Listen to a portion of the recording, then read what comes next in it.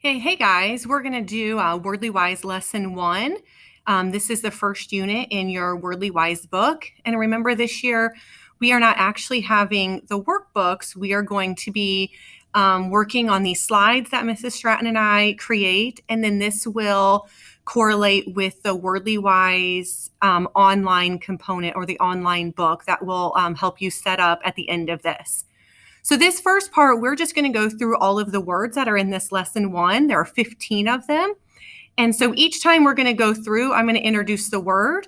We're going to read a sentence the word is in, talk about what we think the word means based on the context clues. And then the second slide for the word is going to be the definitions. And sometimes there's multiple definitions for the word, depending if it can be different parts of speech.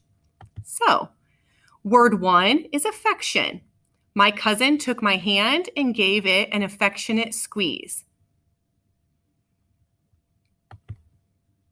Okay, an affection can be a noun, something that's fond or tender, or it can be an adjective, something that's gentle and loving. Word number 2 is appeal. This funny movie will appeal to children of all ages. Appeal can be a verb or a noun. There's quite a few definitions here. So the first one is to beg or to ask for intensely. The second verb meaning is to be attracted to. A noun is an intense request for help or the power to attract. Next word is clasp. The nurse gently removed the doll from the toddler's clasp. And it can be a verb or a noun also. To clasp or hold tightly is the verb. The noun is a strong grasp. And the other noun is something such as a hook that holds two parts together, like on a necklace. Conspicuous. His great height made him conspicuous in any crowd. Okay, conspicuous is an adjective, meaning it describes a noun. And this word means easily or plainly seen. Contribute. The museum sent a thank you note for the $50 contribution. Notice that I changed the ending of this word, okay, but it still has the same meaning. So this can be a verb if it's used as contribute, like to give along with the group, or to have part in bringing about.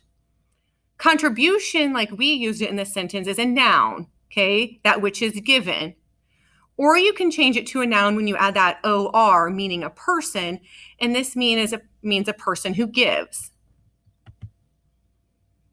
Declare. I will not share my room with my sister anymore, she declared.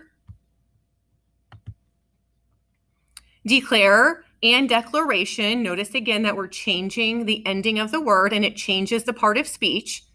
Declare is a verb, to make known or state openly. Declaration, though, changes to a noun, like a public statement. Next word is eloquent. Anne Frank's eloquent diary often moves readers to tears. Eloquent is an adjective, meaning it describes a noun, skilled at speaking or writing. Or if you change the word to eloquence, it becomes a noun, meaning skill at speaking or writing. Exhibit. The most interesting exhibit in the museum was the dinosaur skeleton. Exhibit can be a verb or a noun. Okay, the verb is to show in public. The noun is a collection of items in a show. Or you can change it to, exhibition, and it's a noun, something such,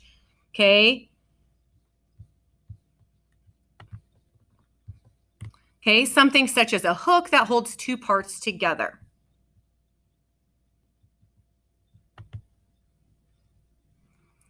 Ferry. The ferry will stop running when the new bridge opens. Or another way to use the word is the boat owner who ferried us across the lake would not accept any payment. And ferry, we had two sentences because it can be a noun or a verb. A noun is a boat that carries people and goods back and forth.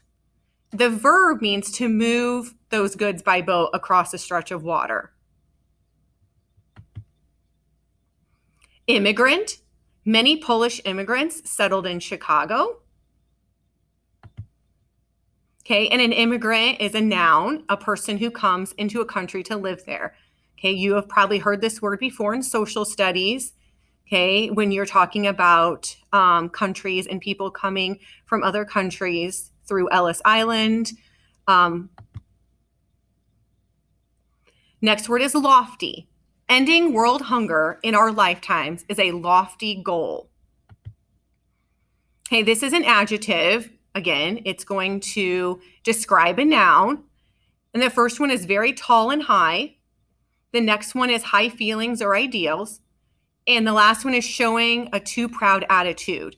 Okay, anything that has to do with being tall or high is something that's lofty. And that will help you when you go through those scenes when you actually go to Wordly Wise.